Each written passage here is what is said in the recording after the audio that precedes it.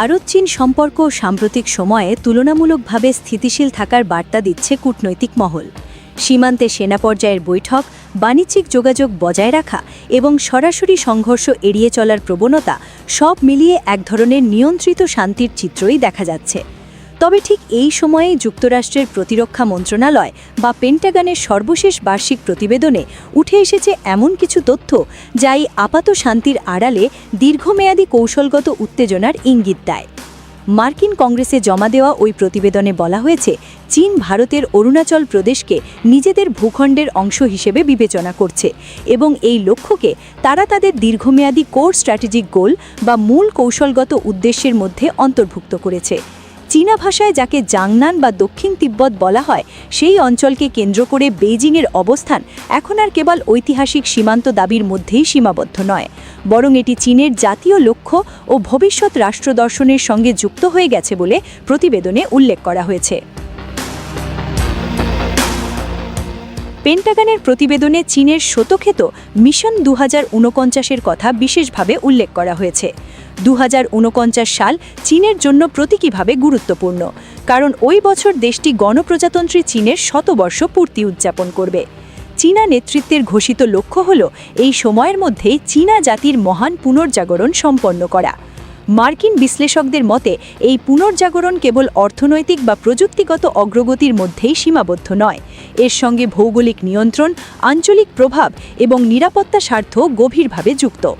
প্রতিবেদন অনুযায়ী এই পুনর্জাগরণ পরিকল্পনার অংশ হিসেবে তাইওয়ান, দক্ষিণ চীন সাগরের বিস্তীর্ণ এলাকা এবং ভারতের অরুণাচল প্রদেশকে চীনের কৌশলগত অগ্রাধিকারের তালিকায় রাখা হয়েছে। বিশেষ করে তাইওয়ানকে চীনের সঙ্গে যুক্ত করাকে বেইজিং স্বাভাবিক ও ঐতিহাসিক প্রয়োজনীয়তা হিসেবে দেখে বলেও প্রতিবেদনে উল্লেখ করা হয়। অরুণাচলের ক্ষেত্রে চীনের কৌশল সরাসরি সামরিক সংঘর্ষের ওপর নির্ভরশীল নয় বলে মার্কিন প্রতিরক্ষা মন্ত্রণালয় মনে করছে, বরং সীমান্তবর্তী এলাকায় ধাপে ধাপে অবকাঠামোগত উপস্থিতি বাড়ানো, তথাকথিত মডেল ভিলেজ বা শিয়াওকাং ভিলেজ নির্মাণ এবং বেসামরিক উন্নয়নের আড়ালে সামরিক সক্ষমতা তৈরি করাই তাদের মূল কৌশল। এসব গ্রাম বাইরে থেকে সাধারণ বসতি মনে হলেও প্রয়োজনে দ্রুত সামরিক কাজে ব্যবহারযোগ্য এমন পর্যবেক্ষণও প্রতিবেদনে উঠে এসেছে। ভৌগোলিক দিক থেকে অরুণাচল প্রদেশের গুরুত্ব অপরিসীম। এটি ভারতের উত্তর পূর্বাঞ্চলের 7 সিস্টার্স রাজ্যগুলোর মধ্যে সবচেয়ে বড় এবং কৌশলগতভাবে সংবেদনশীল এলাকা। এখান দিয়েই ব্রহ্মপুত্র নদ ভারতে প্রবেশ করে, যা দক্ষিণ এশিয়ার অন্যতম গুরুত্বপূর্ণ পানি সম্পদ। পানির উৎস ও নদী প্রবাহ নিয়ন্ত্রণ, ভবিষ্যৎ নিরাপত্তা ও উন্নয়ন পরিকল্পনায় বড় ভূমিকা রাখে, এই বিষয়টিকেও চীনের আগ্রহের একটি কারণ হিসেবে উল্লেখ করেছে পেন্টাগন।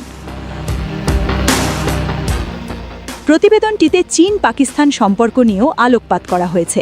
বলা হয়েছে, বেইজিং ইসলামাবাদের সঙ্গে সামরিক সহযোগিতা আরও গভীর করছে।